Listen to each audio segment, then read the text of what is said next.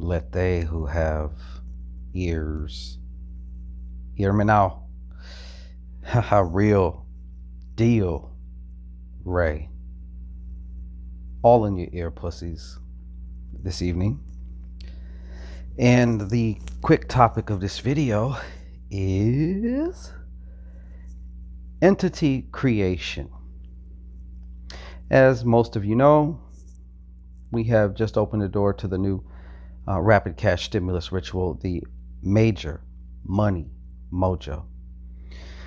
And the thing about this ritual, we are actually creating you, your very own faithful, powerful GUAP ghost is what I call them. Excuse me. Thought forms, servitors, those are all other names. The bag itself, most thought forms need a place to live. Usually they live in your head, but for the sake of a particular intention, it often works to have a physical vessel.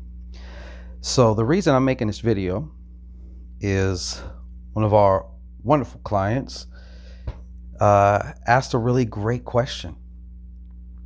She had about 2 years ago, bought a MOJO bag and wanted to know the difference. And my answer to her was, first and foremost, the inception and consecration process of my own. Of course, I use a lot of my own proprietary secrets with this shit. I ain't gonna tell you that shit, but has evolved. As all things will evolve through time with experience, practice, application. What we're really talking about here is not a bag of different herbs or little crystals and other curio, although yes, that is what it physically is, but we're talking about an entity creation. And for those of you who are really, as we used to say in the sales world, weak dicks when it comes to applying your own magic towards yourself or believing in your own magic, I get why you may feel like that, but you've been creating your own thought forms forever. You know what I'm saying? I'm gonna give you some examples. I have a friend who every year, matter of fact, around this time, this motherfucker gets like bronchitis. In the years past, when I would see him more frequently, or we'd hang out and shit, it would always be like hard to have a conversation because he'd be starting talking and he would always say, every year I get this cough. And I used to tell him, even back then, even before I really got into magic and shit and the occult and started really studying the sciences and working the sciences, I would always tell him, stop saying that shit. Stop speaking that shit over yourself.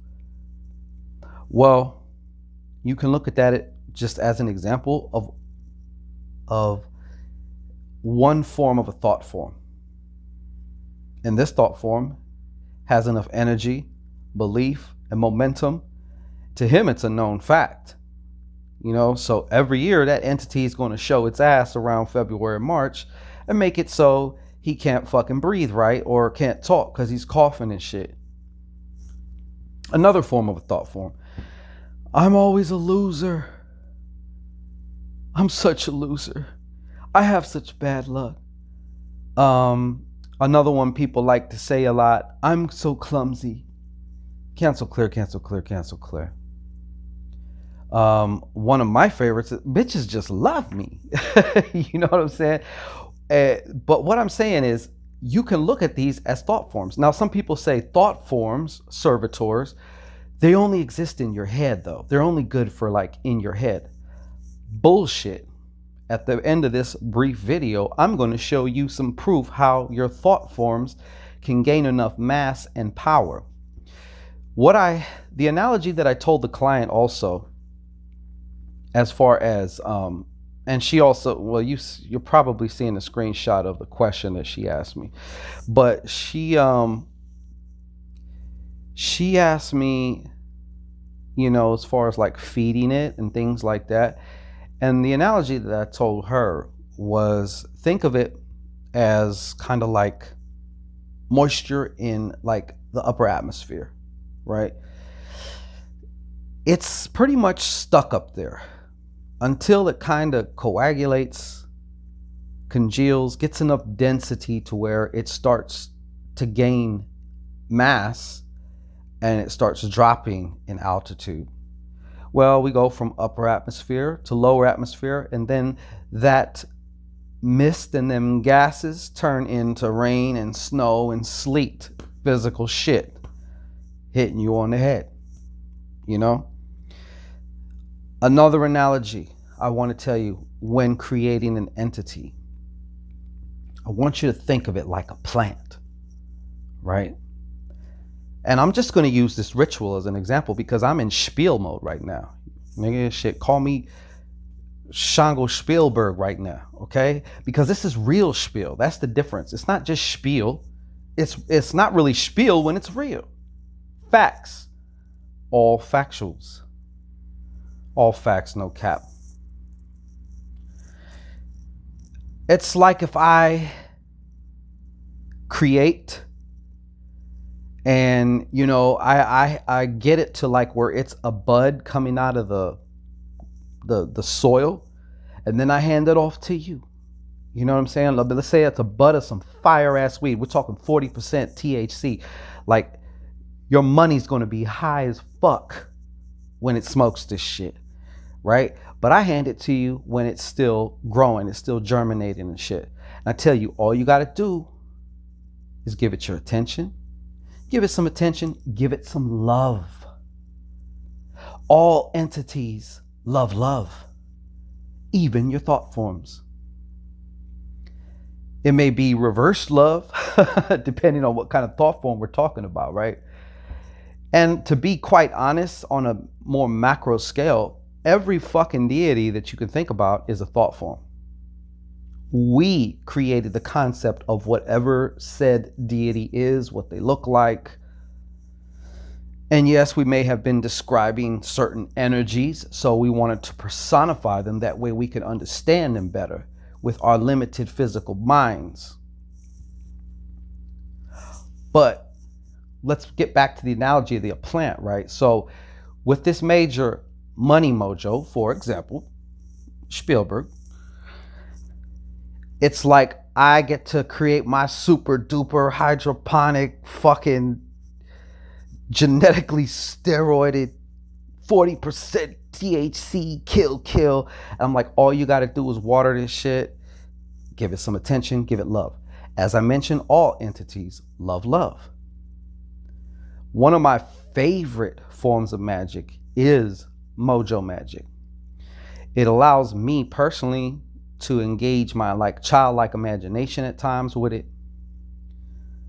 Some of the biggest and most consistent WAPs and GUAPs of just everything, success, money, came when I was working my first money mojo bag. And I got to tell you, I committed to the bit, as they say. Like, if you're an actor, commit to the bit. So what I'm saying is, when something good would happen, I would take my bag and I would literally kiss my bag and I would like tell it thank you, tell it I love you, say you're doing such a fucking great job, you know, let's keep up the good work. I'd even talk to it like, hey, I would talk to it like a constructive parent, you know, not an authoritarian, iron-fisted, abusive parent. Bitch, you better bring me my money. No, it was more like, hey, you're doing fucking phenomenal. And I think we can do even better because you know why? I believe in you. You know, so let's ramp it up a little bit. What you think? You know, I would talk to it like that, right? Anytime I'd find $20 on the ground, or I'd get a WAP here or a GUAP there. If I wasn't in private, I would literally go in the bathroom and be like, thank you. And I would just kiss my little bag and put it back in my pocket. That's feeding right there. There's intention and there's emotion. So when you water your plant, what is water? Water is related to emotions in tarot, in cartomancy, even Jungian psychology type shit. Water's always related to emotion. And that's what you want to focus on. You want to have fun with your GUAP ghost, you know? And so imagine I give you the plant, you do what you're supposed to do, and now your money's getting high as fuck.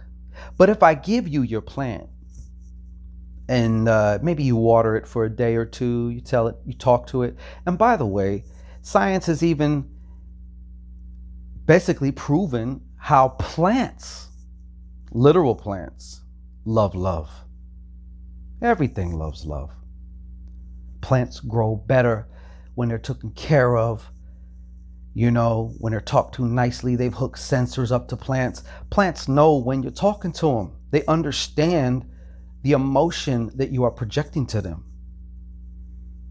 And of course, they talk to each other too, in their own way, if you want to call it talking, communicate. But what you put in is what you will get out. That I guarantee. That I guarantee, because I guarantee you one thing, I'm going to do my part. As they say in the South, I'm going to put my foot in it. Okay? For you. For you. Now, for those who say, well, thought forms are only in your own mind, I want to leave you with the Philip experiment. Some of you may be familiar with this. If not, I invite you to go on YouTube, go down the rabbit hole, and check out a video. Just type in the Philip experiment. It was a parapsychological experiment, but it had like psychologists, scientists involved in monitoring, and a, what do they call it, where they control the environment. So it's like, you can't do no fuckery, that. And basically they had these folks get together and they created a whole mythology, which, by the way, I highly suggest all you major money mojoers, okay? All you ghost guaping good friends of mine, to create a little mythology for your ghost guap. What is a mythology? Like a backstory, right? It makes your ghost more real. In the Philip experiment, they created this whole story about this dude who never existed. The whole experiment was to see if they could communicate with a fictionalized ghost, with a created ghost. Another word for this ghost is also an egregor or a tulpa.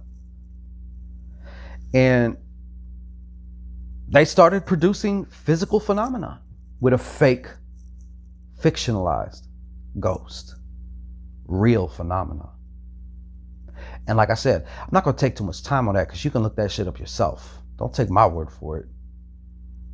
But that's an example. Now, I'm not saying if you get your own, when you claim your GUAP ghost now, because you're not stupid, okay, that your tables are going to move and, you know, money's going to just fly to you. Although I'm not saying that necessarily it won't. I don't rule nothing out, but let's just kind of look at this from the perspective of probability, shall we?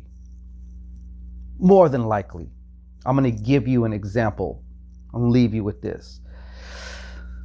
Let's say you're unemployed, and instead of just wasting more money than you'd spend on your GUAP ghost, paying a fucking cable bill or some shit, cable bill where you're just going to basically, it's a time waster. It tells lies to your vision, and it poisons and programs your subconscious mind. And people pay for it. People pay $100 and something, $200, $300 a month for this shit. I'm getting off point here with that.